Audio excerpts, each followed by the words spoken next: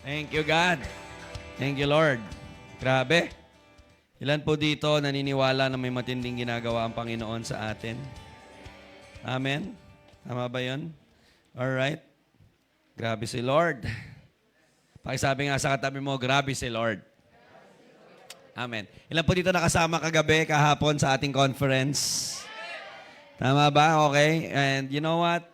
Diba, fresh pa pero alam natin na tuloy-tuloy ang ginagawa ng Panginoon. Diba, yung ginagawa ni Lord sa buhay natin na hindi pang isang araw lang, diba, yung ginawa ni Lord sa buhay mo, okay, ay para yun sa mga susunod na araw na mangyayari pa sa buhay mo. Tama? Kaya kung ano yung na-receive mo, tama ba sa conference, at ano yung marireceive mo ngayon, gusto ko malaman mo, para yan sa mga susunod na araw pa ng buhay mo. Tama? Grabe si Lord. Sige po, let's pray. Be with us, Lord. Salamat sa magandang umaga. And I pray that you challenge, you move us, you speak to us once again gamit ang iyong salita na hindi nagkakamali at walang mali. At ang salita mo ay buhay at magdadala ng buhay sa lahat ng nakikinig ng tama at buong buo dito. Physical man o face o virtual, walang malalampasan, everyone will be ministered. Pahintuin mo po ang buhay namin upang ngayon wala kaming ibang gagawin kundi makinig sa iyo. Umupo sa presensya mo at magpabago sa mga salita mo. We love you, we praise you in Jesus' name. Amen. Palakas po na palakpak ulit para sa Panginoon. Amen. Thank you, Jesus. All right. So this morning po, we'll be talking about impact-filled life. Tingnan mo nga yung katabi mo, mukha ba siyang may impact? O mukha siyang impacto? Bahala na kayo, okay? Wag nyo na lang sabihin, okay? Di ba? Ang lakas ng ano mo impacto mo, okay? Tama? Alright. You know what? Habang tumatagal po ako na nakikilala ko ang Panginoon, and habang, sabihin na natin, yes, okay, habang nagkakaedad ka, okay, okay lang naman na nagkakaedad, tumatanda, okay, kasi normal naman na tumatanda. Ang problema, yung tumatanda ka pero hindi ka nagmamature. Okay, kasi lahat naman tayo tatanda, whether you like it or not, wala kang magagawa. As years goes by, tatanda ka. Taon-taon, nagkakaedad tayo talaga eh. Meron ba rito na habang tumatagal, bumabata siya? Sa itsura, tingin kayo sa akin, okay? Di ba? Mas mukha pa kayo matanda sa akin eh. Okay? Amen? Di ba? Alright? But you know what? I found out na yung buhay ay hindi lang tungkol sa success.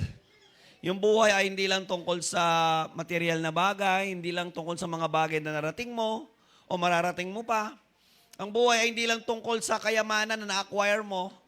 Kasi you know what? I found out that baliwala ang tagumpay ng isang tao, baliwala ang mga bagay na naabot ng isang tao, baliwala ang mga bagay na narating, accomplishment ng isang tao, kung yun naman ay hindi nagdala ng impact sa buhay niya. Diba, mayaman ka nga, pero ang tanong, anong impact mo? Anong impact ng kayamanan mo sa buhay mo? At anong impact ng yaman mo kay Lord? At anong impact ng yaman na meron ka sa mga tao na kapaligid sa'yo? Naging successful ka nga, pero ang tanong, anong impact ng pagiging successful mo? Kasi pwede kang maging matagumpay, pwede kang maging mayaman, pwede kang marami kang ma-accomplish, and yet still, yung buhay mo manatiling walang impact.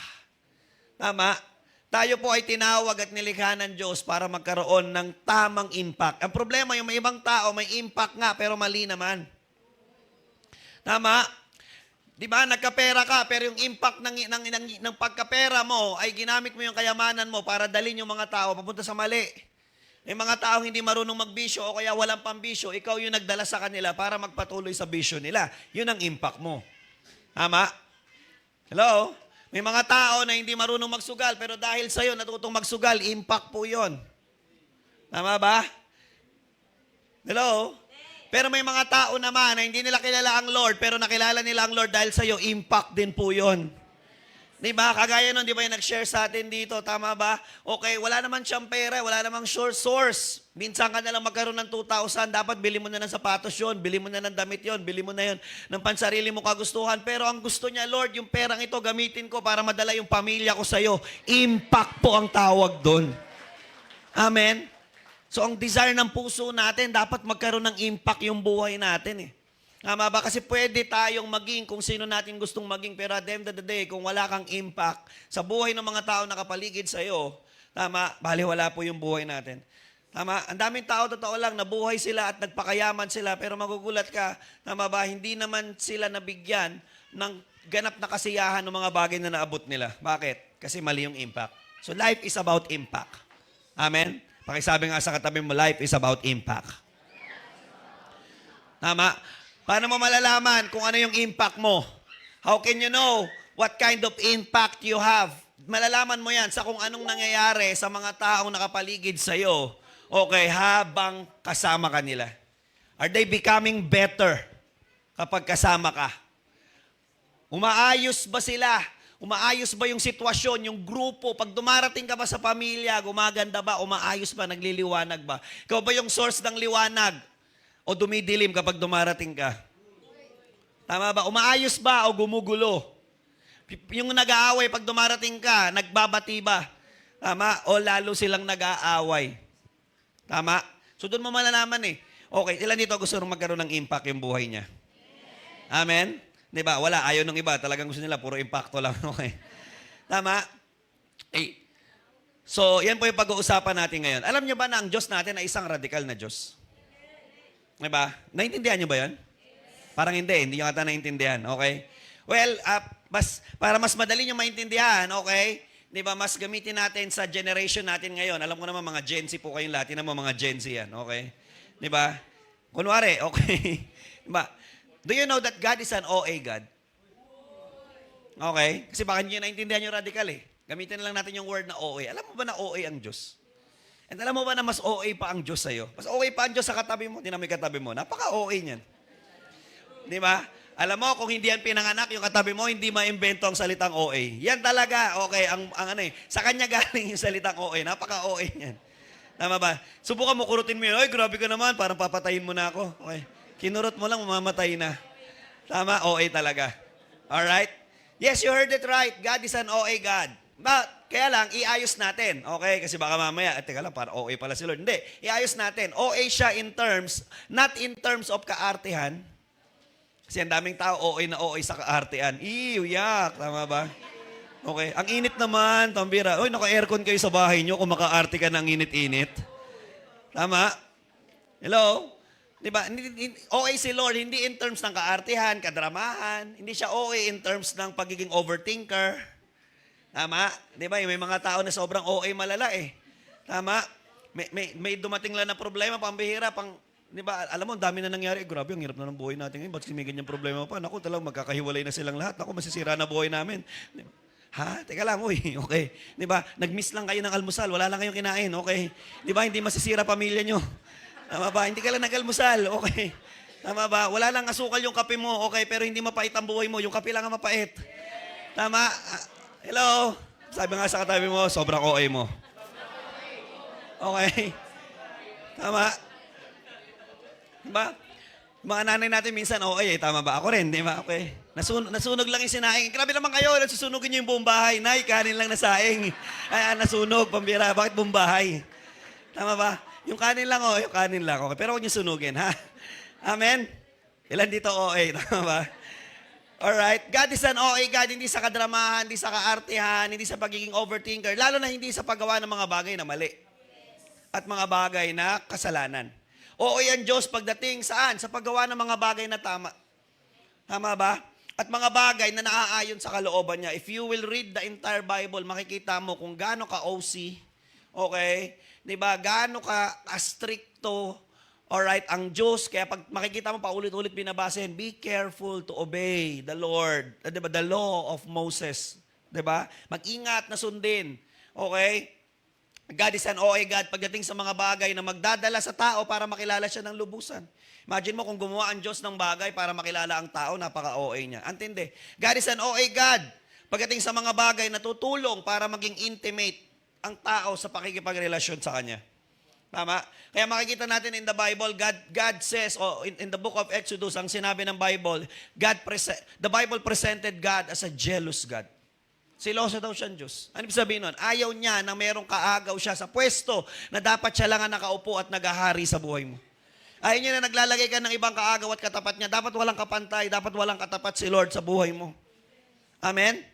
Hello, hindi pwedeng merong ibang nagahari, nagrurule, nagpapatakbo. Hindi, Lord, dalawa kayo rito, ano kayo, tawag doon, share kayo. Sabi ni Lord na kayo ko ng ka-share.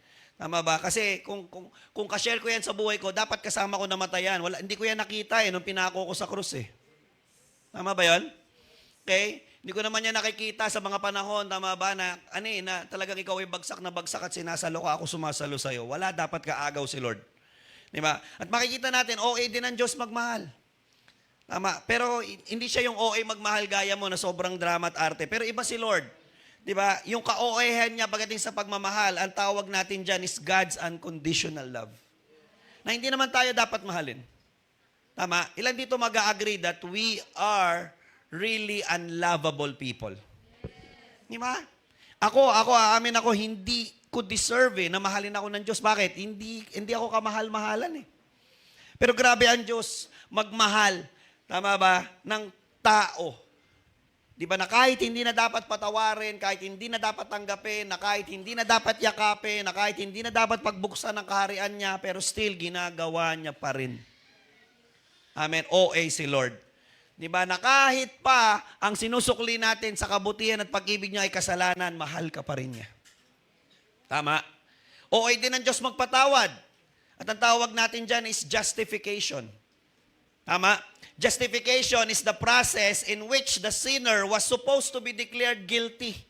Ilan dito alam mo guilty ka ng maraming bagay? Tama ba? Grabe yon. Yung justification ay proseso kung saan ang isang makasalanan ay dapat i-declare na makasalanan. Guilty.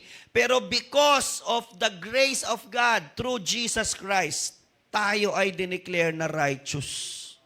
Imagine, di ba OA yun? Tama? Yung may utang si Bert sa akin, meron ka ba? Okay. Hindi ko maalala eh. Okay. Kasi ang problema ko, yung mga nagkakautang sa akin, hindi ko na naaalala eh. Okay? Yung may utang sa akin si Bert, tapos, tama, hindi ko na siya siningil doon sa utang niya at hindi ko na siya pinagbayad, pambira, niregaluhan ko pa siya. That's justification. Hindi ko na binilang yung utang mo, binigyan pa kita ng mas matindi pa doon sa amount ng inutang mo sa akin. May utang tayong kasalanan kay Lord at ang kabayaran ay kamatayan, pero hindi kanya siningil ng kamatayan. Instead, binigyan ka pa niya ng buhay. Grabe si Lord. Diba? At makikita natin, OA din ng Diyos pagdating sa pagtawag ng mga taong minamahal niya at gusto niyang gamitin. OA si Lord sa pagtawag. Makikita mo, God called Noah to build an ark. Lord, diba, si Noah ay tinawag ng Diyos para magtayo ng arko. Lord, pambira, at sino kasama ko, sino katulong ko? Ikaw, yung mga anak mong tatlo, tsaka yung asawa nila. Yung asawa mo rin. So Lord, 8 lang kami, magtatayo kami ng arko, 3 palapag. Oo. Lord, 8 kami. 4 doon babae. Tatayo kami ng arko. Oo. Di ba? Sino ang magpapagawa sa iyo ng barko tapos 8 lang kayong gagawa? Walang makinarya. Walang resources. Tama ba? Hello, tapos 8 lang kayo, 4 pa ron babae. Tapos 3 palapag pa yung gagawin nyo, 3 levels pa. After no, papakunin pa lahat ng mga klase ng mga hayop, ipapapasok pa doon. Grabe. God called Moses to lead the Israelites out of Egypt. Eh Lord, paano ko ililid yung mga Israelites na yan, yung mga demonyo na yan? Di ba? Eh ayaw nga sa akin ng mga yan, hindi nga nila ako nakikilalang Savior. Nung minsan nga sinubukan ko silang tulungan, ako pa napasama. Di ba? Kung familiar kayo sa kwento ni Moses, sinubukan niyang iligtas yung Israelites 10 beses. Tama ba? Di ba? Binaliktad pa siya. At dahil doon, nakapatay siya at ngayon hinahunting siya ni Pharaoh. Lord, paano ko tutulungan niya mga yan? Paano ko ililid? Bakit ako? God called Joshua to lead the Israelites to enter. Pwede sabihin ni Joshua, Lord, grabe ka naman. Si Moses nga, hindi kinaya. Ako pa kaya? Hindi ko sa baba ako dito? Hindi napansin, OA si Lord tumawag. Kaya alam mo, pag may pinagagawa si Lord na malaki sa'yo, si Lord talaga yon. Bakit? Ganun siya eh. Di ba? Yung lagi akala mo, mas malaki sa'yo yung pinagagawa niya sa'yo. Tama ba?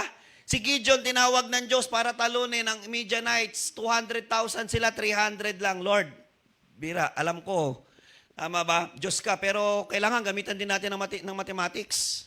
200,000 laban sa 300. Paano mangyayari yan? Kahit suntukan, kahit trastukan yung labanan, talo kami dyan, Lord. Tama ba? Hello? Di ba nung pandemic, narasto ka o binash ka sa Facebook, na-depress ka, isang tao lang. Ito pag 200,000 ang binash ka, hindi ko alam, baka magpakamatay ka na eh. Tama ba? Yung murahin ka ng 200,000, hindi mo alam kung saan may sisiksik yung ulo mo eh. Tsaka yung pagmumukha mo. Tama? Tadtarin ka nun, mamamatay ka eh. Grabe, hindi mananalo. Pero sabi ni Lord, kaya niya. Si Nehemiah, tinawag ng Diyos to para itayo ang nasirang pader ng Jerusalem. Okay? Habang si Nehemiah ay actually 900 miles away, nasa Persia siya. Lord, anong pakialam ko dyan? Di na ako nakatira sa Israel, nasa Persia na ako. Paano pa ako pupunta doon? Paano ko itatayo? Yung makapunta nga lang doon, ang hirap na, hindi ako makakabiyahe. Tama? Si Ezekiel ay tinawag ng Diyos para maging human messenger ng Diyos sa Israelites. Pinahiga siya ni Lord 390 days. Lord, grabe ka naman, 390 days nakahiga lang ako sa kaliwa. Paano ako mabubuhay niyan? Tama? After naman noon, 40 days naman nasa kanan. May kausap ba ako dito? God called Abraham to become a father of many nations. Lord, paano ako magiging tatay ng maraming bansa? Wala nga akong anak. Matanda na ako, baog pa yung asawa ko. God called Joseph to preserve his entire family. Lord, paano ko ipe-preserve? Paano ko ililigtas yung pamilya ko? Pinapatay nga nila ako. Magsiselos nga sila sa akin. Binibenta nga ako ng mga talipandas kong kuya. Si Apostle Paul ay tinawag ng Diyos para maging apostol sa mga hintil. Paano mangyayari yon? Nung panahon na tinatawag siya ni Lord, siya ay nangwawasak ng church. Lord, ang OA mo, gagamitin mong tagatayo ng church, winawasak nga niya. Paano niya itatayo? Winawasak nga niya. May kausap ba ako dito? Ano ibig sabihin nun? OA ang Diyos. OA si Lord magmahal. OA si Lord makipagrelasyon. OA din si Lord tumawag. Ano ibig sabihin? Nakikita natin that the Lord wanted every believer and every disciple. Okay? Diba? Gusto ng Diyos na magamit lahat ng todo-todo. Lampas sa inaakala at iniisip mong hanggang doon ka lang. Ay, hindi ako ano eh. Hanggang pag-upo lang ako. At mismong yung upuan ko nga, hanggang dyan lang ako. Hindi ako aalis sa upuan na yan. Hanggang sa muling pagbabalik ni Lord, dyan lang talaga ako nakaupo. Tama ba? Tingnan nyo yung upuan nyo, di ba? May marka na ng puwet mo yan. Every Sunday yan dyan kayo eh. Di ba? Hindi, akin to. Okay, di ba? Okay? Meron, kung may fingerprints lang yung puwet mo, nako, meron na yan. Pag in-scan namin, ay, kaya ano to? Okay. Tama ba? Hello? Tama. Hindi, pero okay lang po yun. Kung gusto niyo po, yan lang ang upuan niyo, buong buhay niyo, okay lang. Huwag niyo lang iuwi, ha? Okay? Amen? Akala mo hanggang dyan ka lang, pero gusto ko malaman mo, lampas sa iniisip mo, inaakala mo, di ba, ang gustong gawin ng Diyos sa buhay mo. Tama? Kaya kang gamitin ng Diyos beyond. Okay? Sa nai-imagine mong, ay, kaya ko pala yun. Makikita natin yun. Kaya lang, ang problema, kahit gusto ng Diyos gamitin ng lahat, ng lampas sa kakayanan nila at lampas sa kung ano yung nai-imagine nila, still, ang daming tao ang hindi magamit ng Lord. Tanong niyo sa akin, bakit? Bakit? Kasi kahit nakilala nila lang Lord, kahit tinanggap na nila ang Panginoon, at kahit nga na-encounter na nila personally ang Panginoon sa buhay nila, still, ba't hindi sila magamit ni Lord? Kasi ang dami pa rin nilang unresolved. Diba? And unhealed areas of their lives. So yan ang problema. Tama? Bakit hindi magamit ng Diyos sa maraming tao? Dahil ang dami pa nilang hurts, ang dami pa nilang unhealed na issues sa buhay nila. Tinanggap na ang Panginoon bilang Lord and Savior ng buhay niya, pero punong-puno pa din ng heartaches, punong-puno ng insecurities, punong-puno ng wrong identities, punong-puno pa din ng negativities, anxieties, cavities, at kung ano-ano pang mga tis. Okay? Ang buhay nila. Yung iba, hindi na magamit kasi puro arthritis na. Okay? Asan ka? Di po ako makalis na mamaga. Okay? Tama ba? Alin? Yung mukha mo matagal na. Okay? Di ba? Tingnan mo yung katabi mo. Alright? Tama ba? Okay? Shout out po sa lahat ng mga namamaga. Okay? Di ba? Yung bulsa. Ilan dito gusto mamaga yung bulsa nila? Amen. O, di ba dyan, magaling kayo. Tama ba? Alright? Hindi magamit ni Lord eh. Bakit? Ang daming unresolved, ang unhealed, ang daming trauma, ang daming fears, ang daming doubts, ang daming worries. You know what? I wanna tell you, PowerPoint po, before God can use you mightily, God needed first to heal you fully. Amen. Okay, yan po yung pagkakataon na may lalabas na next slide dyan eh. Okay. Okay. Di ba? Sorry po, medyo ano eh. Pagod sa sold out eh. Na-arthritis na rin nata yung daliri. Ayan, amen. Okay? Di ba? Gisingin nyo nga, baka natulog na. Alright? Before God can use you mightily, God needed first to heal you fully. Hindi ka magagamit ng Diyos ng buong buo hanggat hindi buong-buong healed yung buhay mo. Hanggat may area ng buhay mo dyan na sugatan pa, may area ng buhay mo dyan na nakakulong pa sa nakaraan, may area pa ng buhay mo dyan na traumatic pa hanggang ngayon, may area pa ng buhay mo na hanggang ngayon punong-puno ng doubts, punong-puno ng worries. Hindi ka magagamit ni Lord. The status and the condition of your heart matters so much if you wanted to be used by God mightily. Tama ba yun? Diba? Importante yung kondisyon ng puso mo kung gusto mo magamit ka ng Diyos ng todo. You cannot become successful, you cannot become fruitful if you still have so many unresolved and unhealed areas of your life. Hindi pwede. Before God used those men, great men and women and heroes of faith in the Bible, they all have personal issues. They all have hurts. They all have painful past and traumatic past that God needed to deal with them first. Di sila agad-agad ginamit ng Diyos, dinil muna ng Diyos yung buhay nila, yung hurts nila, yung pain nila, yung trauma nila. Di ba? Si Gideon, napaka-nonchalant at napaka-apathetic. Tinatawag na ni Lord para maging deliver ng Israel. Pero sabi niya, Lord, di totoo yan. Kasi kung totoo yan, bakit nangyayari sa amin ito? E noong panahon na to, nung tinawag ng Diyos si Gideon, sila po ay under ng Midianites. At ang ginagawa ng Midianites, totoo lang, di ba, kinakawawa sila. Sila yung mag-aani, pero pag alam na ng Midianites may ani na, kukunin na sa kanilang lahat. Kaya ang ginagawa nila, patago silang lahat na nag-harvest. Tinatago nila lahat ng ari-arian ng mga pagkain at mga harvest nila. Kasi kukunin sa kanila. At ang sabi ng Lord sa kanya, gagamitin kita. Mamaya may verse po tayo dyan. Sabi ni Gideon, Lord, di totoo yan. Wala nang pakialam si Gideon sa gustong gawin ng Diyos sa buhay niya. Bakit? Kasi ang dami niyang hurts. Moses was full of insecurities because of about his weaknesses and inadequacies. Ang dami niyang insecurity, Lord, di ko kaya yan, di ako marunong yan, di ko alam yan, di ko alam paano gagawin yan. Plus, ex-convict pa si Moses, nakapatay nga siya, tumatakbo. Joshua was hesitant and probably full of fear. Lord, tinatawag mo ako para pasanin ang isang misyon na hindi nagawa ni Moses. Moses nga hindi nagawa, tapos ako pa. Hello? Abraham was very old and his wife was very old too and barren. Anak, ikaw ay magiging tatay ng maraming bansa. Lord, di ba? Okay? Matanda na ako. Yung asawa ko matanda na, baog pa. Tama? Joseph was hated by his own brothers. Nehemiah was just a servant in Persia. Paul was the greatest persecutor of Christianity. The kingdom of God is full of men and women who were full of weaknesses, full of traumas, full of heartaches, full of insecurities, sinful persons, persons who are walking and living in darkness, person who has wrong view and wrong identity about themselves. Ito yung mga taong ito, pero alam mo, ginamit sila ng Diyos ng matindi. Amen? They were all used by God mightily and made a huge impact in building God's kingdom. Paano nangyari? Kasi inalaw nila si Lord na pagalingin sila. Amen. Ilan po rito? Diba, gusto mo magamit ka ni Lord? Diba? You know what? If you want God to use you mightily, then you know, this very morning, kailangan mong ipa-opera yung puso mo kay Lord. Amen? O operahan ni Lord yung puso mo. Amen. Pagagalingin ka ni Lord. Ilan dito ready at handang isurrender ang puso niya. At lahat ng nilalaman nito para sa Panginoon. Amen. Diba? Okay? Paano tayo pagagalingin ni Lord? Dalawang bagay lang po. Number one, you need to live according to how you were created by God. Okay? Ano kailangan mong gawin para magkaroon ng impact yung buhay ko? Tama ba? Well, baka kaya walang impact talaga yung buhay mo ngayon. Bakit? Kasi yung buhay mo, di ba, ay sugatan eh. Hurt people. Tama ba? Rejected people, rejects people. Di ba?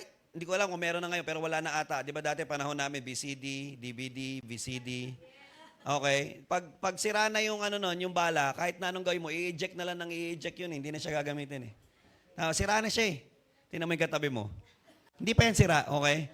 Di ba? Mukha lang. Tama ba? Minsan lang, parang, okay, may panahon, may season, di ba? Tingnan mo, may oras yan. Itim, oy, alas 9, alam mo, ayan o, biglang gaganon yan, o. Okay? Di ba? Okay? Tama. Amen? Pero alam mo, you know what? So kung malaman mo na kaya kang gamitin ng Diyos, pero kailangan pagalingin ka ng Diyos. Di ba? At para mapagaling ka ni Lord, ano kailangan mangyari sa'yo? Kailangan maintindihan mo kung paano ka nilikha ng Diyos. You need to live. You need to understand. Pag hindi mo naintindihan, hindi mo sasapamuhay. Ang maisasapamuhay mo lang, ang yung bagay na naiintindihan mo. So, kailangan maintindihan mo, paano ba ako ginawa ng Diyos? Establish nating lahat, tayo dito ay ginawa ng Diyos. Amen ba? Kasi baka mamaya may naniniwala sa evolution dito eh. Tama ba? Baka mamaya, okay, kayo ay naniniwala na galing kayo sa unggoy. Well, yung iba, hindi natin maiwasan talaga. Okay? Matindi ang ebidensya. Okay? Di ba? Hindi sa mukha, sa balbon. Okay? Tama. Okay. Genesis 1:27, ano sabi ng Bible? So, God created mankind in His own image. In the image of God, He created them. Male and female, He created them. Imagine mo ilang beses ginamit yung word na created dyan. 3, isang verse lang. So, God created mankind in His own image. In the image of God, He created them. Male and female, He created them. Malinaw na malinaw, in-establish ng Diyos, ginawa Kanya. Tama? Hindi ko maintindihan bakit ang daming tao, pinipilit pa rin nila. Tama ba yung evolution ng kung sino-sino? Ayaw nilang maniwala na galing sila kay Lord. Gusto ko malaman mo, nilikha ka ng Diyos. Okay? Genesis 5:1-2. Okay, inulit-uli. This is the written account of Adam's family line. Genesis 5 po. When God created mankind, He made them in the likeness of God. Alright? Grabe yun. Una, when God created mankind, isa, He made. Ginawa niya, 2. Verse 2, He created them, male and female, 3. Grabe. Okay, and blessed them, and He named them mankind when they were created, 4. Grabe. Malinaw na malinaw. Establish na yung platform. Wala kang ibang pinagmulan kundi ang Diyos. Tama? Kung naniniwala ka talaga sa unggoy, eh di doon ka tumira sa Manila Zoo. Tama ba? Doon ka tumira sa sa gubat. Tama? Okay? Tama ba? You know what? This is itong Genesis 5 po ay second time na binanggit ng Bible na ang tao ay malinaw na nilikha ng Diyos. The book of Genesis is the book of the origins, book of beginnings. Dito nag-umpisa ang lahat. Tama ba? Okay? Ano ibig sabihin nito? Kaya binigay ng Diyos ang book of Genesis para malaman mo saan ka inumpisahan ng Diyos, saan ka nag-umpisa, paano ka inumpisahan ng Diyos, diba? Saan ka nilagay ng Diyos nung umpisa. Importanteng malaman mo yung origin mo, yung beginning mo, kasi mula doon malalaman mo saan ka dapat mag-umpisa, paano ka dapat mabuhay. Kaya ang daming tao, mali ang buhay kasi mali ang starting. Diba? Mali ang starting point ng buhay nila. Diba, kailangan i-start mo ng mabuti yung buhay mo. Saan ba ako dapat mag-umpisa? Okay. Diba, saan ko dapat i-base yung buhay ko? Science? Okay, pwede, pero hindi accurate yung science. Saan ba ako dapat mag-umpisa ng buhay ko? Dapat umpisahan ko ang buhay ko kay God. Siya ang gumawa sa akin. Siya ang naglikha sa akin. Dapat ang starting point ng buhay mo, walang iba kundi ang Diyos. Amen? Tama? Always start with God and you will never be wrong. Ba't ang daming taong gulo-gulo ng takbo ng isipan nila ngayon? Kasi nga, ang dami nilang pinag-uumpisahan. Ayusin mo muna, alisin mo muna lahat. Okay? Umpisahan mo muna kay Lord yung buhay mo. Ano ibig sabihin yan? Di ba? Ano ibig sabihin ng, di ba, live according to how you were created? Ano ibig sabihin ng book ng Genesis na to? Letter A, sinasabi that man was created with a higher purpose. Nung nilikha ka ng Diyos, merong ang taas-taas, nilagyak, kasabay ng pagkakalikha mo ay ang napakataas at napakagandang layunin ng Diyos sa buhay mo. Tandaan mo ito mabuti, walang ginagawa ang Diyos, walang ginawa ang Diyos na walang purpose. Kung yung ipis nga na pinandidirihan mo, may purpose eh. Yung linta nga, yung garapata nga, tama ba? Yung lisa mo nga na hindi mo na mabilang sa buhok mo at hindi mo na inalis dahil napagod ka na. Diba? Ayaw nyo mawala. Dige, dyan na lang kayo. Alagaan ko na lang kayo. Tama ba? Hello? Yung mga bakterya nga, diba? Lahat ng bagay, kung yung mga hayop, halaman, tama ba? Ay may purpose, lalo ka na. Tama? At yung purpose mo ay mas mataas kaysa dyan. Bakit? Kasi ang purpose mo is not just for, alam mo yon, for environmental purposes. Ang purpose mo ay hindi just for, alam mo yon, populating the whole earth. Hindi ka ginawa ni Lord para lang, kasi walang tao ang mundo, kailangan natin lagyan, lamanan. The purpose of God is not for you just to become a Filipino. The purpose of God for you is not just for you to have the name of your father and mother. Para lang maging anak ka ng tatay mo at nanay mo. No, merong mas mataas na purpose ang Diyos, ba't Kanya ginawa? When God created mankind, walang gagawin ng Diyos na walang purpose. Tama? Okay, at hindi ka lang for picture lang o yung ganda ng nature picture. No, mas mataas ang purpose mo sa mga bagay na yan. Bakit? PowerPoint please. Your purpose can be traced back to who your Creator is. Malalaman mo kung ano yung purpose mo, trace back ka sinong gumawa sa'yo. Tama? Yung invention po ay yung value ng invention ay lagi nakapattern sa inventor. Malalaman mo kung sino yung gumawa, ay pambira, matindi yan. May purpose yan. Bakit? Pambira, yung pangalan ng gumawa ay kilala. Tama ba? Okay. Paano pa ikaw? Gawa ka mismo. Created ka mismo ng Diyos. Meaning, mataas talaga ang purpose ng Diyos sa'yo. You are a man and a woman of higher purpose. Amen? Kaya alam mo, wag mo kailanman tatanggapin ang isang yayakapin ang katotohanan na sinasabi parang walang kwenta buhay ko. No, hindi ka walang kwenta. Hindi mo lang naiintindihan para saan dapat yung buhay mo. Tama ba? Okay, you have a higher purpose. Also, your purpose can be traced back to how you are created by God. Malalaman mo kasi may mga creation, di ba yung entire creation, gusto ko malaman mo, man wasn't created by God the same as to how He created the entire universe.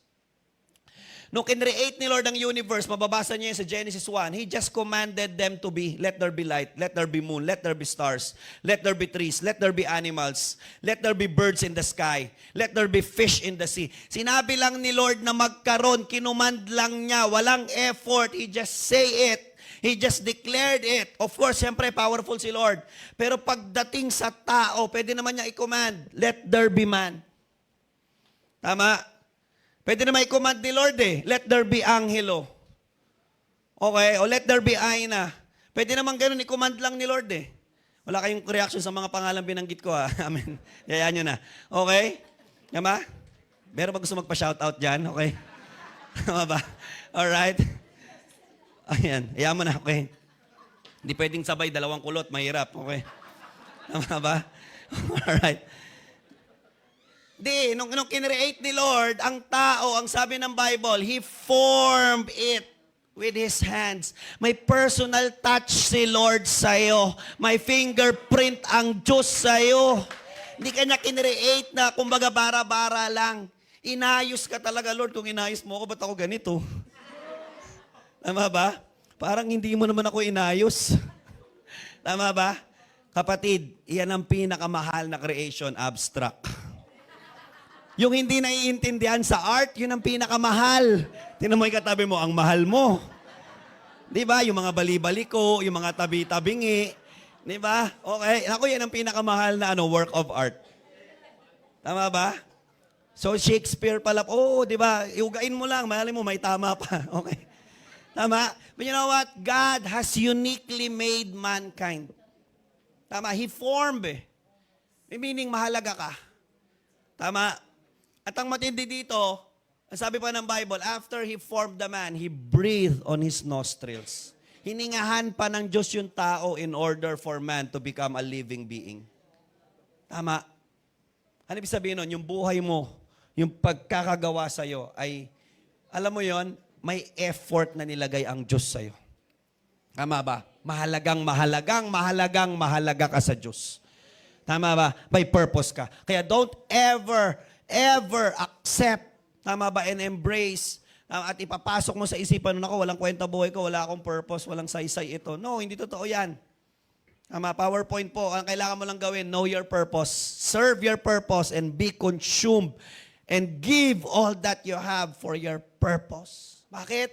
Kasi yung creation mo itself ay nagsasabi, mahalaga ka. Amen? Yung creation mo itself nagsasabi, may matinding purpose ang Diyos sa buhay mo. Tama? Palakpakan po natin ang Panginoon. Ano pa makikita natin dito? Letter B, that man was created with a great pattern. Alright? Ang ganda-ganda ng pattern na pinaglikhaan sa yon. Sabi ng Bible, He made them in the likeness of God. Walang ibang pinagkopyahan ng Diyos nung ginawa kanya kundi sarili niya.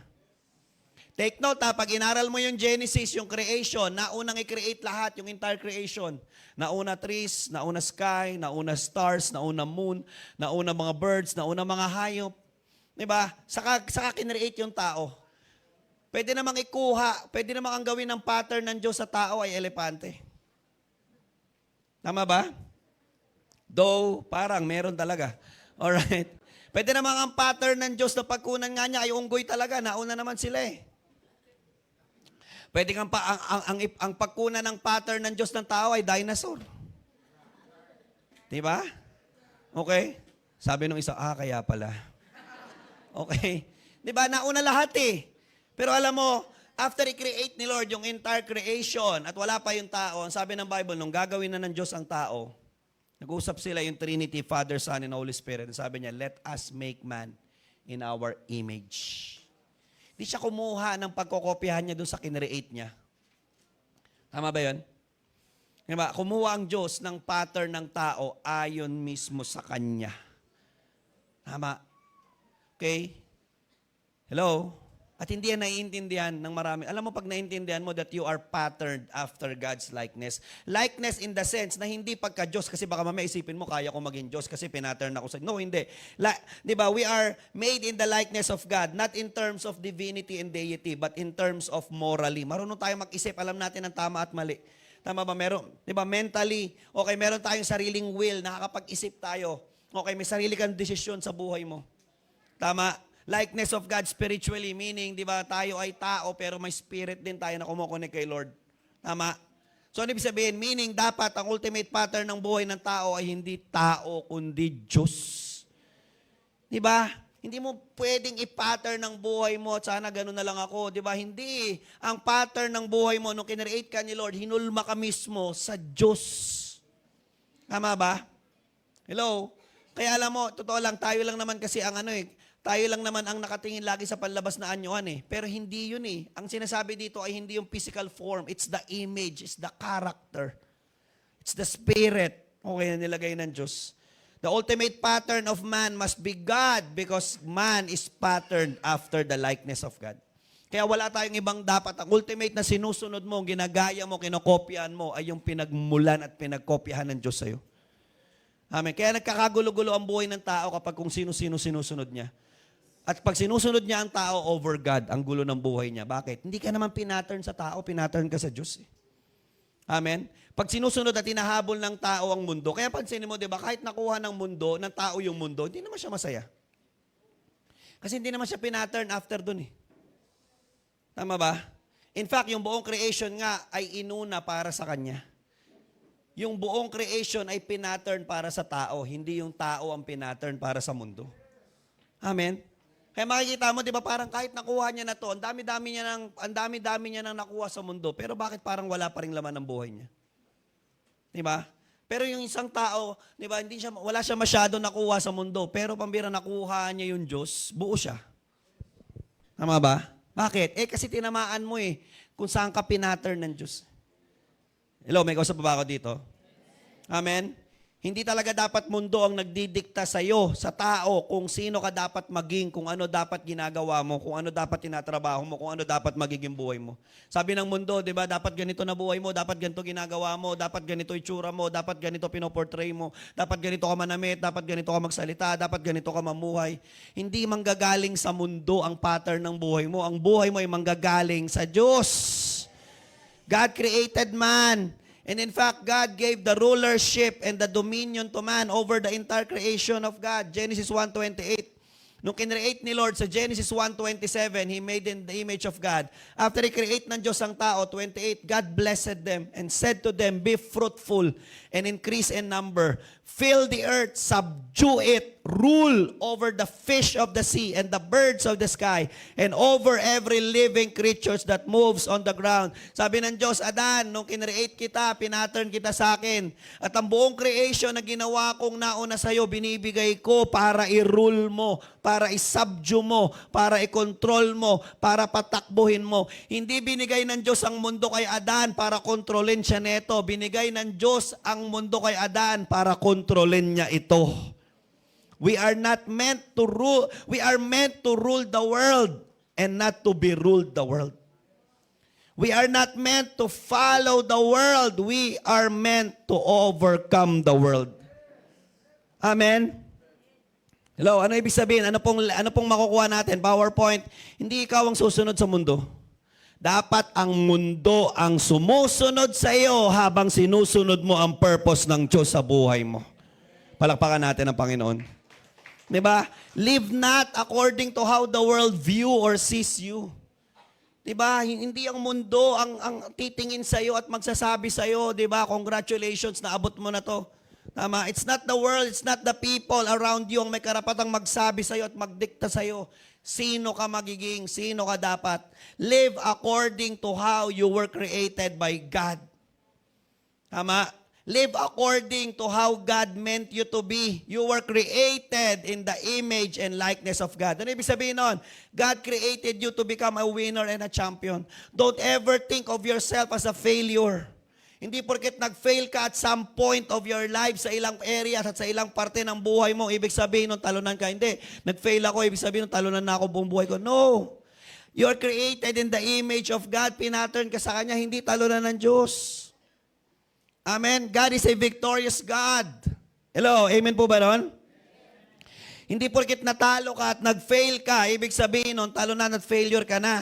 Stop allowing your failures, disappointments, frustrations, and defeat to dictate and drive your life. Tama?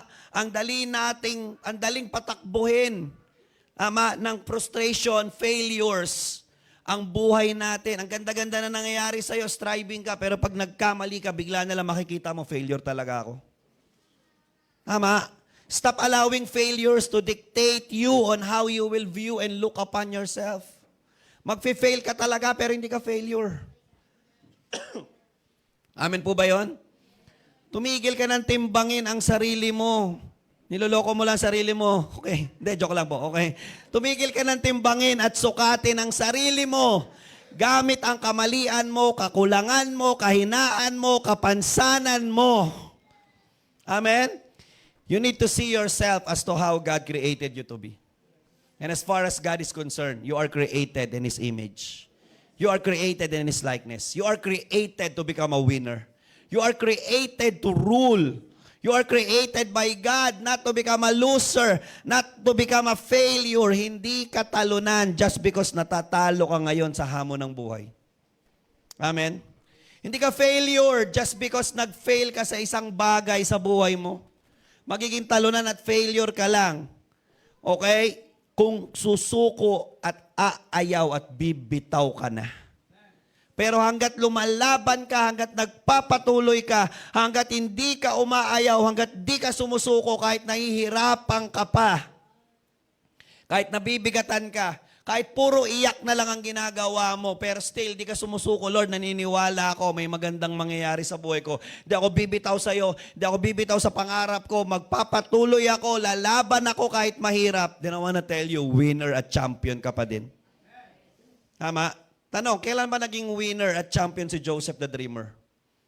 Noong nakalaya na siya sa kulungan? If you are familiar with the story of Joseph, diba? Siya ay nakulong. Ang gulo-gulo ng buhay niya, binenta siya ng mga kapatid niya, pinagpasapasahan.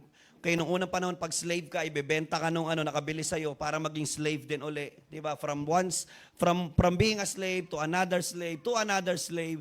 Tapos nag-end up pa yun, nakulong pa siya, muntik pa siyang pugutan ng ulo. Gulo-gulo ng buhay ni Joseph. Pero tanong, naging champion si Joseph di ba? Ang ganda ng naging ending ng buhay niya. Kailan naging champion si Joseph? Nung gumanda na yung buhay niya? Nung nakalaya na siya sa kulungan?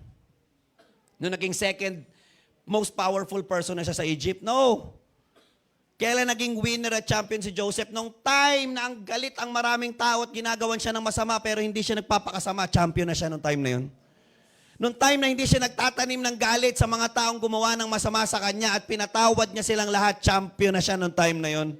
Nung time na kahit ang pangit-pangit ng buhay niya, nakakulong siya, miserable buhay niya, pero hindi siya bumibitaw kay Lord, nagpapatuloy, kumakapit, naniniwala kay Lord at alam niya hindi siya iniiwan ng Diyos, dun palang champion na siya. Dun palang winner na siya. Makinig mabuti, hindi ka mag-aantay ng breakthrough at magandang bagay bago makitang winner at champion ka.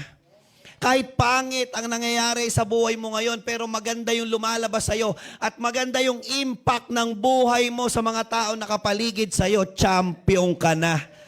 Amen? Diba? It's all about impact. Kasi kahit ang ganda-ganda na nangyayari sa buhay mo, ang pangit naman ng impact mo sa tao, hindi ka champion, talo ka. Hindi ko sa baba ko dito. Pero kahit punong-puno ng problema, punong-puno ng challenges, punong-puno ng pains, punong-puno ng struggle ang buhay mo, pero yung impact mo kay Lord, impact mo sa mga tao nakapaligid sa'yo, ang ganda-ganda. So kung malaman mo, kahit hindi ka pa nakakaalis at nakakaahon dun sa mabigat na problema mo, panalo ka na. Amen? It's not just the outcome that God is after. Tama ba? It's who you are while you are there that God is after. Tama ba? Nakita ni Lord si Joseph kahit nasa sa gitna ng pangit na sitwasyon, ganda-ganda ng puso niya. Kahit sabi ni Lord, ay pambira, panalo na to. At kahit hindi makawala si Joseph doon, panalo siya. Hello, ang daming believers nung unang panahon, hindi sila nakawala sa persecution, namatay sila. Pero alam mo, ang kitang-kita ni Lord yung ganda ng puso nila habang nasa gitna sila ng persecution. Tang sabi ni Lord, pambira, champion kayong lahat. Hello? May gusto ba ako dito? Amen? You don't wait na umayos yung buhay nyo bago nyo makitang champion kayo. Habang nasa problema kayo, gather nyo yung family nyo. Alam mo ba, nak, champion tayo? Oh, bakit po tayo naging champion? Wala nga tayong pagkain. Hindi. Di ba? Okay, bakit tayo champion? Kasi kahit ganito buhay natin, una, magkakasama tayong lahat. Pangalawa, nagpipray tayo. At pangatlo, nananampalataya pa rin tayo kay Lord. At hindi tayo tumatalikod kay Lord kahit ang hirap ng buhay natin. Champion tayo. Amen? Palakpakan natin ang Panginoon. Diba? Nag-fail ka, bumagsak ka, natalo ka, gusto ko malaman mo. Okay, sa mundo lang yon. Pero kahit nag-fail ka, kahit nalugi ka, kahit nahirapan ka, pero still, nagpupuri ka pa rin kay Lord sa kalagitnaan ng pagkatalo mo, hindi ka talo, panalo ka. Amen? You are a winner. Pakisabi nga sa katabi mo, you are a winner. Diba? So don't quit on God. Don't quit on your calling. Don't quit on your dreams that God had put in your heart. Fight the good fight of faith. Laban, kapatid. Pakisabi nga sa katabi mo, laban, kapatid. Always remember that winners never quits. And quitters never wins. Amen? PowerPoint po. Kung naniniwala kang champion ka, maglaba ka. Okay. Hindi, lumabang ka. Amen? Di ba? Hello? Amen? Pakisabi sa katabi mo, champion ka. Di ba? Amuyin mo, di ba? Amoy kalamansi, okay. Hindi, may Fabcon. Okay, joke lang. Tama ba? Kung naniniwala kang champion ka, lumabang ka. Champion ka pala eh. Hindi, kinreate ako sa imahe ni Lord. Tama ba? So, ano gagawin ko? Hindi, ma-overcome ko ng problemang ito. Ma-overcome namin itong pagsubok na to. Malalampasan namin itong matinding pangangailangan na to. Amen? Hello?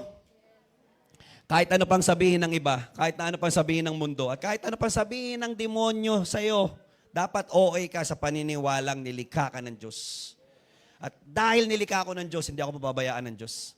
At dahil nilikha ako ng Diyos, tutulungan ako ng Diyos para maging matagumpay sa buhay ko. Amen? Dapat walang failure, walang problema, walang kahirapan, walang kawalan, walang pangit na sitwasyon ang may kakayanang magbura ng imahe ng Diyos sa buhay mo. Amen? Palakpakan natin ang Panginoon. Letter C.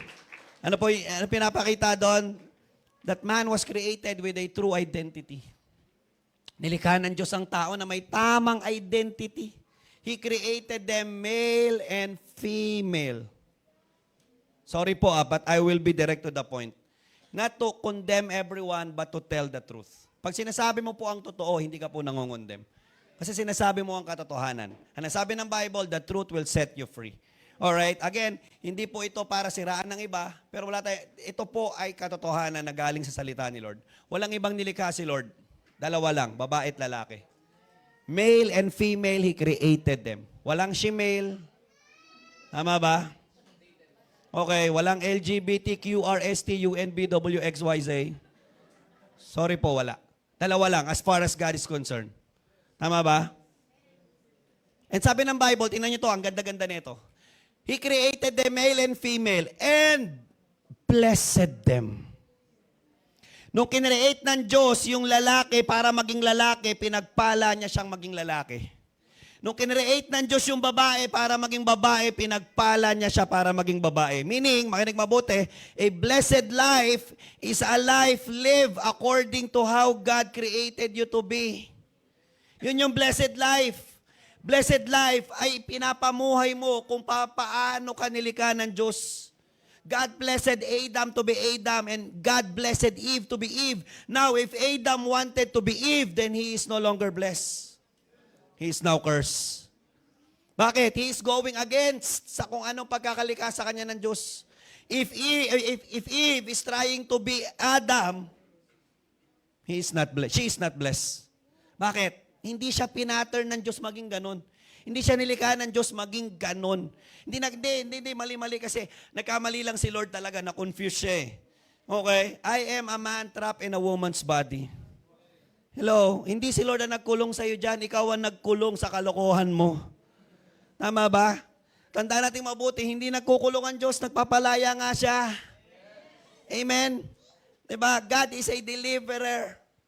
Okay? Walang kinukulong si Lord, pinapalaya nga niya, ba't ka nakakulong? Eh ikaw, ayaw mong palayain ka ng Diyos sa maling paniniwala mo sa sarili mo. Amen? Hello? Tama. Sabi ng Bible, He created them and blessed them to be.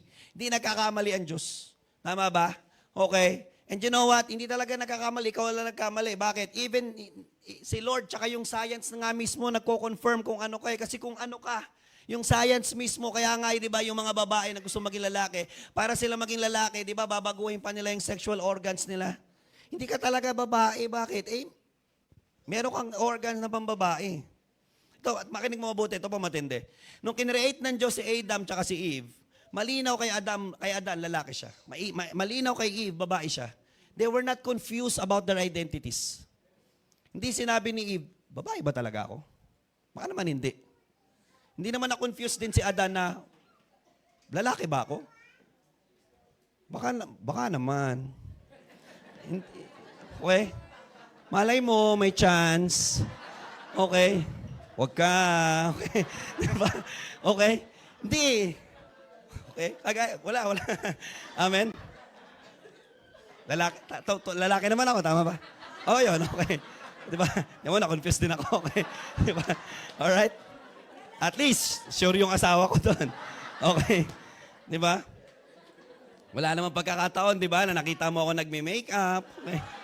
Tsaka nakabistida, alright? Diba? Isang beses lang ata nagbistida na nagpatuli ako, okay? Diba? Amen? Hello, hindi sila na-confuse eh. Bakit? Tanong sa akin, bakit? Bakit? Kasi at that time, iisa lang ang source nila ng absolute truth, and that is God. Wala silang ibang source ng truth, wala silang ibang pinakikinggan. Ang pinakikinggan lang nila si Lord. Kaya nung sinabi ng Diyos kay Adan, lalaki ka, okay Lord, lalaki ako. Nung sinabi ng Diyos kay Eva, babae ako, okay Lord, babae ako. Walang ibang pinanggagalingan ng katotohanan. Ngayon, ba't ang gulo-gulo ng identity ng tao? Bakit confused ang maraming tao? Ang dami nating sources ng truth. Source mo ng truth ang mundo. Source mo ng truth yung mga matagumpay na tao. Tama ba? Source mo ng truth si Vice Ganda. Source mo ng truth si Boy Abunda. Source mo ng truth si Ellen DeGeneres. Source mo ng truth. Okay, itong mga tao na to, di ba, na just because naging successful sila sa field nila, ay feeling nila may karapatan na sila ngayong magdikta kung sino dapat maging ang tao. Hindi ikaw ang gumawa sa tao. Okay, it's not you who will say who you are. It's God. Amen? Kaya madaming tao ang magulong buhay. Ang dami niyang sources ng truth. Hindi lang sa identity, di ba? Kundi sa paano mo isasapamuhay ang buhay mo. Ang dami mo, paano ba ako dapat mabuhay? Ano ba dapat kong gawin? Dami mong source ng truth. PowerPoint po. Identity crisis is always the result of failing to know the truth and failing to get the truth on the one and only source of absolute truth. Wala dapat ibang source ng truth ang buhay mo kundi ang Diyos at ang salita ng Diyos. Absolute eh. Pag sinabing absolute, di ba? Tingnan nyo to ha. Kaya magulo buhay natin. Bakit? Eh kasi sample lang po ito ha. Wala po itong against. Di ba kung sino lang. Sabi kasi ni Ann. Sabi kasi ni Kevin. Sabi kasi ni Tito Ray. Sabi kasi ni Marvin. Sabi kasi ni Kuya Dars. Sabi kasi ni Nanay Girlie. Lahat sila tama sila sa pananaw nila. Sino ngayon ang paniniwalaan ko? Naintindihan nyo? Ang dami nating source eh. Ba't hindi ka pumunta at magtanong dun sa absolute source ng truth para hindi ka ma-confuse? Para hindi ka maguluhan at malaman mo ano ba talaga yung tama? Kasi ang mundo at ang mga tao sa mundo ay punong-puno ng tama. Yan may katabi mo. Di ba may tama yan? Tama ba? Hello? Kapag ang buhay mo nakapattern lang after kay Lord, di ka mako-confuse sa buhay mo, sa identity mo, sa emosyon mo, sa feelings mo, sa nangyayari sa buhay mo, sa crisis mo, at kung ano-ano pa. Tanong, okay, bakit si Eve na-deceive ng ahas, ng serpent? Kasi nung time na hindi pa nila kinakausap yung serpent, walang ibang absolute truth, naniniwala silang lahat. Sabi ni Lord, bawal, wag kakainin. Okay, sige Lord, sabi mo. Dumating yung serpent, yung ahas, kinausap. Kaya alam mo, mag-ingat kayo sa kinakausap nyo. Yung mga asawa po, bantayan nyo, baka kinakausap nila ahas. Yung hindi nyo kasi kinakausap yan kung sino-sino na kinakausap nila. Buti pa, at least ako, aso lang kinakausap ko. Okay? Diba? Delikado na pag ang kinakausap nyo ahas. Okay? Diba? Ang tanong ng serpent, tanong ni Satan, totoo ba na sabi ng Diyos, bawal kainin yan? Oo, sabi ni Lord, bawal kainin. Hindi. Sabi ni Satan, sabi ng serpent, hindi totoo na bawal kainin yan. Ayaw lang ng Diyos kainin nyo yan. Kasi pag kinain nyo yan, magiging parang Diyos kayo. At nung narinig yun ni Eva, ngayon, nagdagdag siya ng addition. Ay, ganun ba yun? Dati, walang ibang kaagaw yung truth sa buhay niya. Walang ibang source, si Lord lang. Ngayon, meron ng ibang source, dinagdag niya, ay, ganun ba? So, dalawa na ngayon yung source niya. Kaya naging confused si Eva. Kaya naguluhan. Amen. Andiyan ba si Eva? Okay. Baka nawawala, hanapin natin, baka confused na din, okay? Napagod sa sold out eh. Amen? Di ba? Hello? Amen. Joke lang po. You know what? Maraming mabuti, hindi na po natin kailangan magdagdag ng sources of truth sa buhay natin. PowerPoint po. God and His words are reliable and infallible sources of truth. Pag sinabing infallible, incapable of making mistake, hindi magkakamali. Alright? Baka may magalit na naman po sa akin, but I want you to know the truth. Okay? Patawarin niyo po ako, pero kailangan niyo po malaman kasi baka mamaya hanggang ngayon nanonood pa't nakikinig pa kayo. Si Ed Lapis po ay nag-declare na ang Bible po ay fallible. Ano ibig sabihin ng fallible? Hindi na buong Bible na nakasulat ay salita ni Lord. In fact, search niyo po ito, ang dami na pong nagsarang churches ng day by day. Umalis po yung mga pastor kasi nga ang paniniwala niya ay hindi na buong katotohanan ang Bible. Tama ba? In fact, naniniwala na nga siya na, baka hindi na talaga lalaki at babae lang ang ginawa ng Diyos. Sobrang delikado po. Ingat po kayo. Okay? You know what? Hindi natin kailangan magdagdag ng maraming source sa buhay natin. Si God at ang salita niya, okay, ay absolute source na ng truth. Yun lang, wala ka nang iba pang kailangan idagdag. Anything na idadagdag mo, magdadala yan ng kasinungalingan sa buhay mo, na maglilid sa confusion at crisis sa buhay mo. PowerPoint po. Ano mang idadagdag mong kaalaman sa buhay mo, na hindi galing sa Diyos at sa salita ng Diyos, ay makakagulo lamang sa buhay mo at purpose ng Diyos sa buhay mo. Amen? Palakpakan natin ang Panginoon. Amen? Diba? Ano po number 1 natin? How to have an impact. Diba? Live according to how you were created. Sa pamuhay mo, paano ka kinreate ni Lord? Diba? Paano mo isa sa pamuhay ko, paano ka kinreate ni Lord? Diba? Letter A is, balikan lang po natin. Diba? Kailangan maintindihan mo, hindi, may higher purpose ako eh. Kinreate ako na may purpose. Pangalawa, kailangan maintindihan mo, hindi, may pattern ako, hindi ko kailangang i-pattern ng buhay ko kung saan-saan. At higit sa lahat, tama yung identity na ginawa sa akin ng Diyos. Tama ba? I am what I am created by God to be. Who I am created by God to be. Don't try to be somebody else. Hindi ka magtatagumpay. Amen? If you are Adam, then Adam. If you are Eve, then Eve. Tama ba? Hello? Number 2 and the last, dito po ako mag-end. Live according to what the Lord is doing in your life today. Diba? Ilan dito gusto magkaroon ng impactful life? Diba? Ilan dito sawa na maging impacto? Tama ba? Okay. Then, mamuhay ka ngayon sa kung ano ang ginagawa ng Diyos sa buhay mo ngayon. Ilan dito nararanasan ang pagkilos ni Lord sa buhay niya? Ilan dito, di ba, talagang alam mo, kitang-kita mo na may ginagawa si Lord sa buhay mo ngayon. Lahat tayo, meron tayo mga pangit na pinagdaanan. Or baka nga hanggang ngayon, meron ka pa rin mabigat na pinagdadaanan sa buhay mo.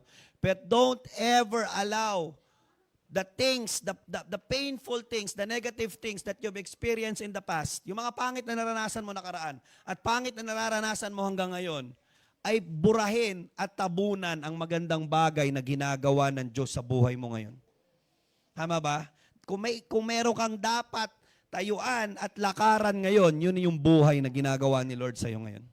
Isaiah 43:18-19, forget the former things.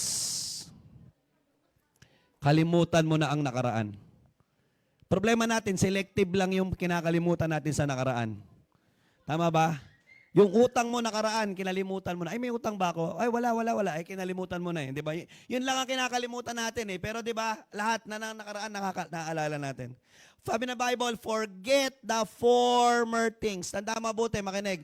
Anything na tinanggal ng Diyos sa buhay mo, former na yon. Past na yon. Do not dwell on the past.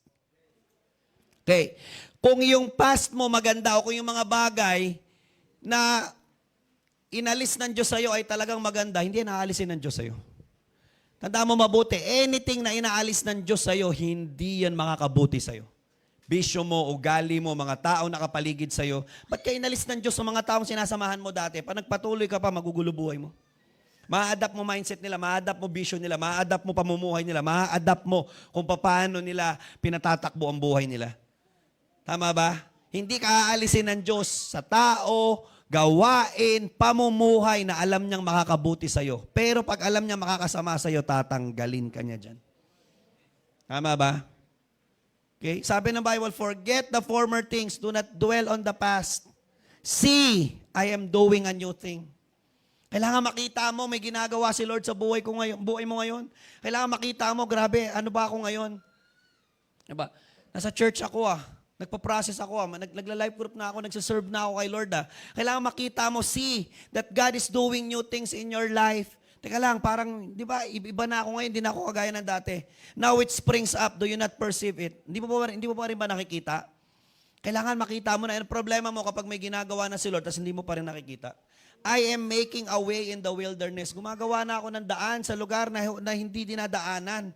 And streams in the wasteland. Nagpapalabas na ako ng tubig sa lugar na patay, wasteland. Okay, yung wasteland ay ang pagkakaintindi natin sa wasteland is parang tambakan ng basura, di ba? Tapunan ng waste. No, sa Bible yung wasteland ay barren land, patay. Tuyot. Pero sabi ni Lord, streams, yung dating patay ay, di ba, binubuhay ko. You can't be living on the past and expect to have a great life today and tomorrow. Hindi ka pwede nakatira sa nakaraan mo tapos gusto mo ng magandang buhay ngayon tsaka bukas, no? Walang taong nabubuhay sa nakaraan na magiging matagumpay ngayon at bukas. Gaano man kaganda yung ngayon ang nakaraan mo at lalo na kung gaano man kapangit ang nakaraan mo, you need to forget it. Amen? You need to forget your past. Kalimutan mo na yung nakaraan mo. Lahat ng bagay na may in relation sa past mo, forget it. Past mo na yun. You need to forget the mistakes you've done in the past. You need to forgive yourself from the mistakes you've done. You need to forget the hurts. You need to forget the pain. You need to forget the trauma to have a significant, meaningful, and impactful life. Purposeful life. Today and tomorrow. Makinig mabuti, hanggat nakakapit ka sa nakaraan, patuloy na magiging mali, mapait ang impact na meron ka ngayon. You need to move forward. Amen? You need to push through. You need to move on. Forget the past. Bakit? Because you cannot and you will never see the good things, the beautiful things, the excellent things that God is doing in your life today and tomorrow. If you will keep on living and dwelling on your past. Masakit ang nakaraan, tama ba? Hindi, pastor, ang hirap kasi kalimutan. Sobrang sakit na nakaraan. Hindi ko makakalimutan yun. Well, okay. Masakit na nakaraan, ang hirap kalimutan. Pero alam mo ba, mas masakit yung hanggang ngayon nasasaktan ka pa din sa nakaraan mo? Di ba? Sakit nun. Pero di ba, hindi ba mas masakit na tapos na yun, tapos hanggang ngayon nasasaktan ka pa din? Di ba? Masakit yung sugat na iniwan ng nakaraan, pero hindi ba mas masakit na hanggang ngayon, sariwa pa rin yung sugat? Na dapat naghilom na ng matagal, naghilom na ng matagal na panahon. Tama? You need to let go of your past. Tama ba? PowerPoint po. You need to let God deal and heal with your past. Okay? You need to let God deal with your past and heal with your past. Amen? Bakit? Di ba? Gaya ng sabi ko kanina, hindi ka magagamit ng Diyos ng todo. Hanggat hindi ka magaling na magaling. Amen? Yung all-star player ng basketball, pag na-injury yan, kaya pa rin niya mag-basketball. Pero hanggat hindi yan fully recovered, hindi yan makakapaglaro ng all-star level niya. Bakit? Hindi siya healed eh. Amen? Tama ba? Kailangan niyang totally gumaling na parang hindi siya na-injury para maibalik niya at makapag-perform siya sa kanyang best. Amen? Ang dami nating injured sa mga nakaraan natin. Kaya ngayon, hindi tayo makapag-perform at the highest level sa kung paano tayo gustong gamitin ng Diyos.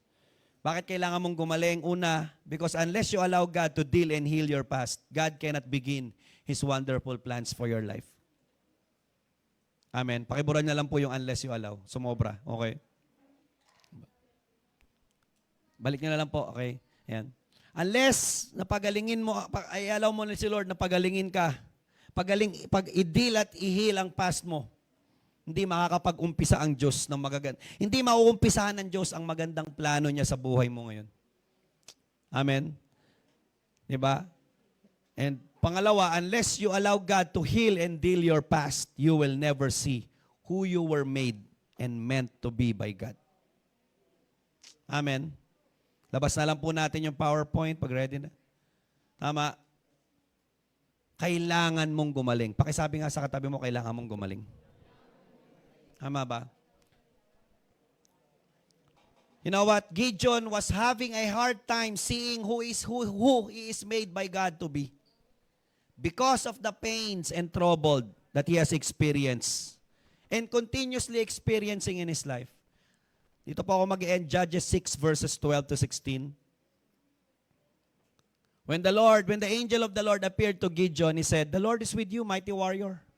Tingnan mo kung gaano kaganda yung tingin ng Diyos kay Gideon. And I do believe that every one of us has, di ba, ay tinitingnan ng Diyos ng tama. Ang problema natin, dahil sa mga nakaraang nangyari sa atin at mga nakaraang bit natin, hindi natin makita kung sino tayo gusto ng Diyos maging. Sabi ng Diyos kay Gideon, sumasama ang Diyos sa'yo. Kasama ka ng Diyos, magiting na mandirigma. Sumagot si Gideon. Tingnan mo sagot ni Gideon, "Pardon me, my Lord. But if the Lord is with us," kung talagang kasama namin ng Diyos, bakit nangyayari sa amin ito? Di ba? Hindi niya makita ang Diyos na kasama niya ngayon. Bakit? Kasi nakatira pa rin siya sa pangit na nangyari sa nakaraan niya. Kung talagang kasama ko si Lord, ba't nangyari yun? Tama ba? Ang daming, may hurts pa rin eh. Si Gideon, next slide po, 14. Di ba? Ano sabi pa niya? "Where are all His wonders that our ancestors told us about when they say," asan na yung mga kamanghamangang binabalita ng ninuno namin nung pinalaya sila ng Diyos sa Egypt? Pero ngayon, inabandono na kami ng Diyos at binigay na kami sa kamay ng mga kalaban namin. Kasi nga, walang ginawa ang Midian, kundi ransakin, di ba, bankruptin sila. Sila lang ang nagtatanim, pero Midianites ang umaani, kumakain. Verse 14, the Lord turned and saw to him and said, "Go in the strength that you have." Ganda nung sinabi ni Lord. Go in the strength that you have. Akala ni Gideon, wala siyang kwenta. Akala ni Gideon, nonchalant na siya, pathetic na, wala akong kayang gawin, hindi na ako makakabangon. Pero sabi ni Lord sa kanya, nire-remind siya, sabi niya, "Anak, meron kang lakas para ibangon ang sarili mo sa kung saan ka nandun ngayon." Take note na hindi sinabi ni Lord, "I will give you the strength that you need." Sabi ni Lord, go in the strength you have. Meron ka, kapatid. Di mo lang nakita kasi mali ang tingin mo sa sarili mo dahil sa mga pangit na nangyari sa isa nakaraan. Di mo lang nakita. Bakit? Kasi nga, nakatingin ka doon sa mga hindi magandang naranasan mo. Okay, pag mali talaga yung focus ng buhay mo, hindi mo makikita yung laki ng bagay na kaya mong gawin at kayang gawin ng Diyos sa buhay mo. Sabi ng Diyos, am I not sending you? Pinapadala na kita. 15, Gideon pa din. Pardon me, my Lord, Gideon replied, but how can I save Israel? Paano ko ililigtas, Lord, ang Israel? Yung clan namin, ang pinakamahina sa buong tribo, okay, at ang malupit nito, yung pamilya namin, ang pinakamahina sa pinakamahina naming clan. At ako ang pinakamahina sa pinakamahina naming pamilya sa pinakamahinang tribo. Lahat na ng kahinaan, sinabi ni Gideon. Tama ba? Mahina yung clan namin, yung pamilya namin ang pinakamahina sa clan, at ako ang pinakamahina sa pamilya namin, ang pinakamahina sa tribo namin. Grabe. Amen? Puro kahinaan. Di ba nakakapanghina yan? Di ba? Pag may kausap ka, di ba, na walang ibang sinare sa'yo kundi puro kahinaan niya. Alam mo, talagang hirap ng buhay namin eh. Wala talaga kaming kayang gawin eh. Tama? Ano sabi ni Lord? Verse 16, the Lord answered, I will be with you, and you will strike down all the Midianites, leaving none alive. Amen? Gideon was meant by God to be a warrior. God wanted to use Gideon to showcase God's power and God's deliverance through Gideon. But Gideon was full of doubts, full of question in his mind. Gideon can't see the good things that God was about to do because he is clouded by doubts and fears na product ng pangit niyang naranasan at ang matindi, tuloy-tuloy niya pang nararanasan ngayon. Pag hindi mo pinalaya yung sarili mo sa nakaraan mo hanggang ngayon, pahihirapan ka niya. Diba? Nung time na walang ibang kasama si Gideon sa buhay niya, kundi nakaraan niya, ang gulo-gulo ng buhay niya. Punong-puno ng takot, punong-puno ng negativity ang buhay niya. Pero nung time na binuksan ng Diyos ang puso niya kay Lord, doon nagumpisang gumanda ang buhay niya. Amen. Hello? Gideon became who God wanted him to be. Bakit? Inalaw niya si Lord na pagalingin. At, di ba, ayusin ang nakaraan niya, ang ngayon niya.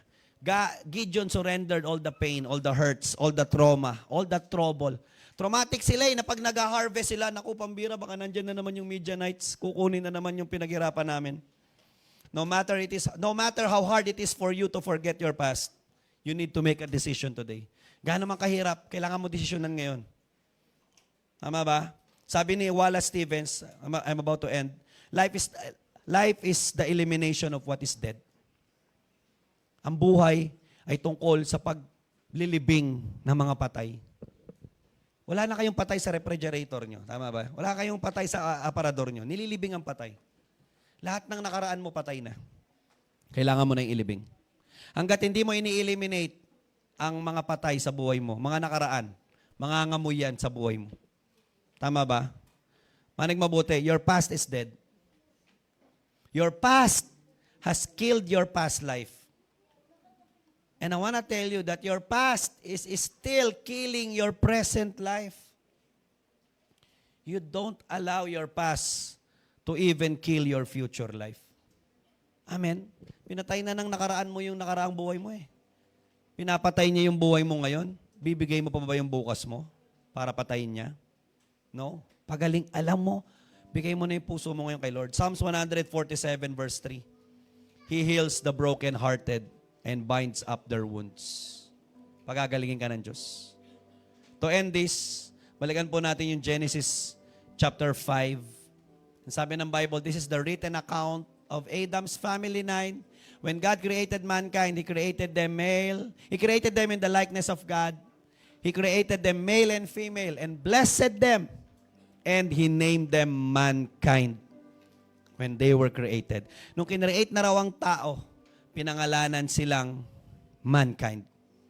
Okay? Last PowerPoint po. The Hebrew word for mankind is Adam. Sino si Adam? Si Adam ay nagkasala kay Lord. Si Adam ay nahulog, nalaglag, nag-short sa glory ng Diyos dahil nag-commit nga ng kasalanan eh. Si Adam ay nag-fail. Tama?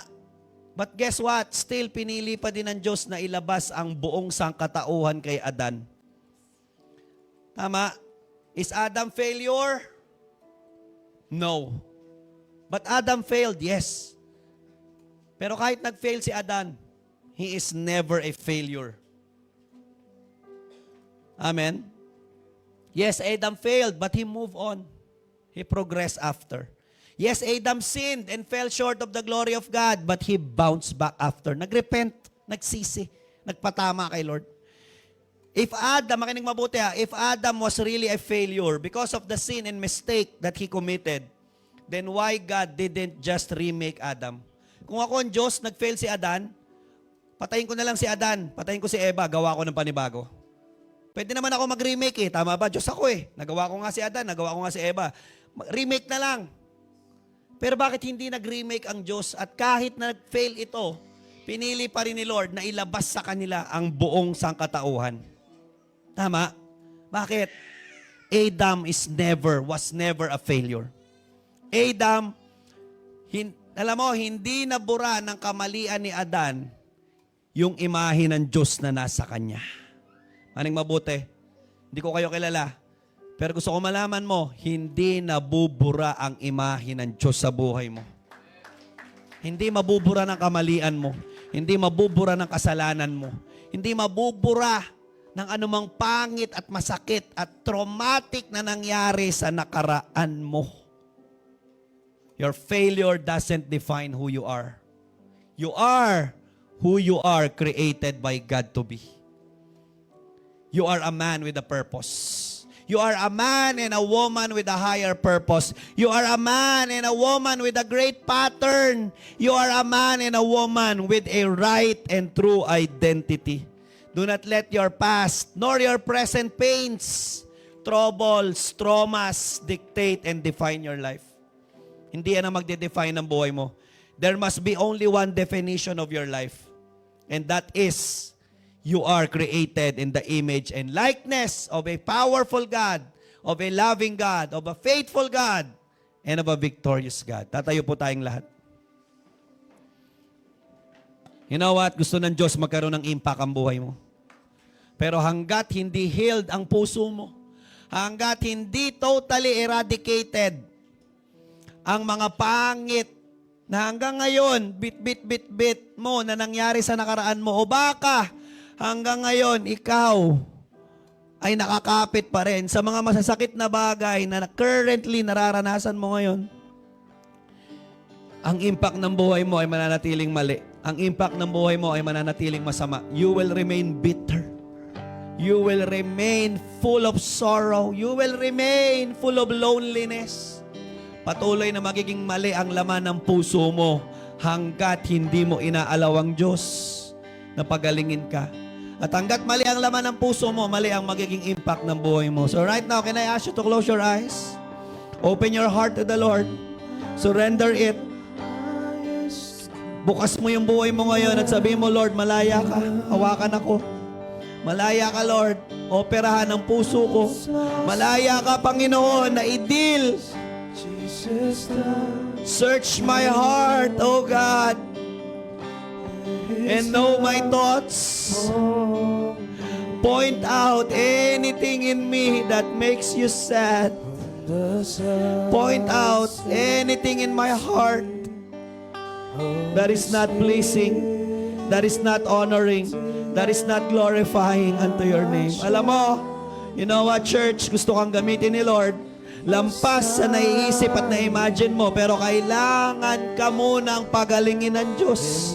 You are not a failure. Baka binubulungan ka ng demonyo, failure ka. Makasalanan ka. Marumi ka. Hindi ka karapat-dapat. But you know what? The Lord is telling you, anak, I created you in my image. Hindi demonyo, hindi mundo, hindi ikaw, hindi ibang tao ang may kapangyarihang mag-define kung sino ka. Ako lang. I am your God. You are mine, says by the Lord. Let me handle your pain. Let me handle your heart. Let me handle your past. Let me handle your traumas. Let me handle your hurts. Surrender it to the Lord.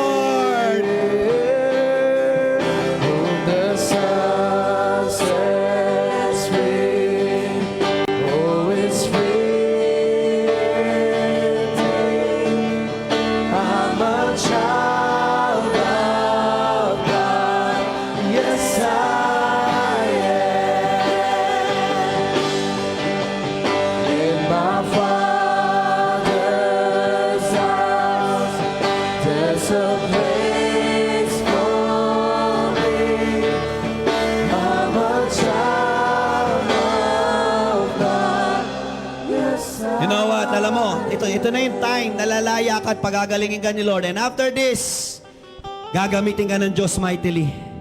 You know what? Kung ikaw gusto mo nang magpagamit kay Lord at pagod ka na sa paikot-ikot na buhay, na pabalik-balik, I wanna tell you, isa lang ang pwedeng mangyari sa'yo. Pagalingin ka ni Lord, and after nun, breakthrough. Pagalingin ka ni Lord, after nun, anointing. Pagalingin ka ni Lord, after nun, impact. Matindi, malaki at tamang impact sa buhay mo. Kaya kung gusto mo ngayon magpagaling, kung gusto mo ngayon ayusin at itama ni Lord ang puso mo, kung gusto mong isurrender ang lahat ng hurts and pain ng nakaraan at gusto mo na makalaya, alam mo, hinahamon kita, lumapit ka sa harapan. Go! Lapit ka, magpagaling ka, magpa-opera ka ng puso mo, isurrender mo kay Lord ang nilalaman ng puso mo. At anumang bagay na nakakasagabal, anumang bagay na humaharang para magamit ka ng Diyos ng matindi, isurrender mo at sabihin mo, Lord, pagalingin mo po ako ngayon.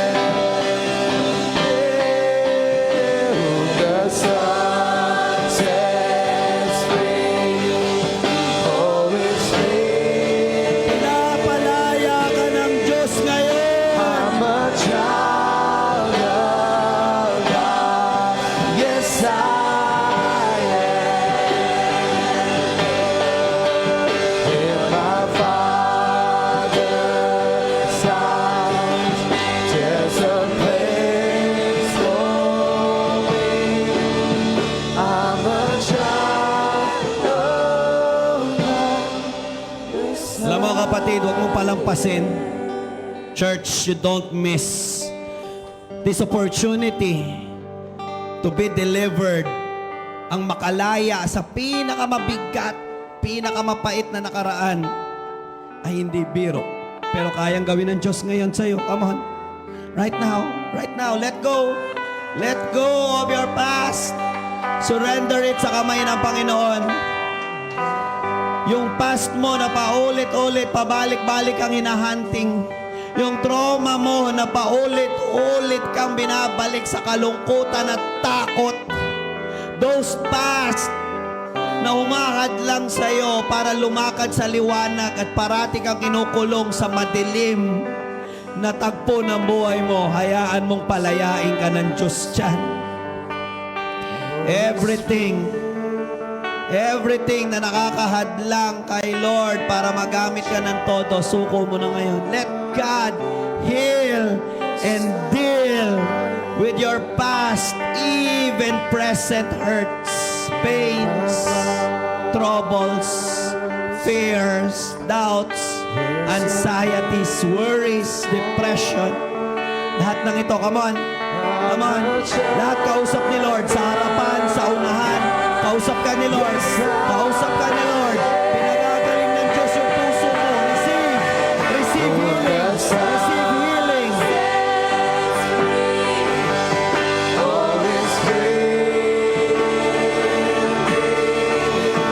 I'm a child of God. Yes, I am. In my Father's house, there's a place for me. I'm a child of God. Yes, I am. Thank you, Jesus. Thank you, Jesus. You are a child of God. That's the truth. And no amount of failure, no amount of sin, no amount of mistakes can ever remove that. You are a child of God. You fail, yes, but you're never a failure. You may sin, yes, but you are no longer a sinful person. You are a child created in the image and likeness of God. So live with a purpose. Taasan mo. Kunin mo, diskubrin mo ang purpose ng Diyos sa buhay mo. Lakaran mo, tiyakapin mo. I-pattern mo ang buhay mo, hindi sa mundo at kung kani-kanino, kundi sa Diyos. At lakaran mo ang tunay na identity na binigay ng Diyos sa'yo. Be the man that God wanted you to be. Be the woman that God wanted you and called you to be. Stop twisting what God called and intended you to be. Live according to how God created you, and live according to what the Lord is doing in your life. Lord, salamat po sa message mo. And Lord, pagod na kami sa buhay na walang impact. Gusto namin, Panginoon, may impact ang buhay namin, pero tama. Impact, Lord, na nagdadala ng kaluwalhatian sa pangalan mo. Impact na nag-advance ng kaharian mo at nagpapasok ng mga taong naliligaw, pabalik sa iyo at papasok sa kaharian mo. Impact, Lord, na tumutulong sa tao para makalaya, gumaling, umayos ang buhay at umayos ang tingin nila sa kanilang sarili. Help us, Lord, to live an impact-filled life. Samahan mo kami, Lord. Ngayon, na kami po ay pinagaling mo, handa na kaming magpagamit ng buong buo sa iyo. Use us, Lord, for your glory. Use us, Lord, however you wanted us to be useful. Salamat po. Thank you, God. And I pray, send your people. Gamitin mo ng todo para sa iyong kaluwalhatian. We love you, Lord. Siniselyohan namin ang kagalingan na nangyari ngayon. At di ito mananakaw ng demonyo sa amin. By the blood of Jesus, we are healed fully. We are delivered fully. Wala na ang aming nakaraan. Ngayon, handa ka ng kumilos ng matindi sa buhay namin. Salamat po. We love you. We praise you in Jesus' name. Amen and amen. God bless you all.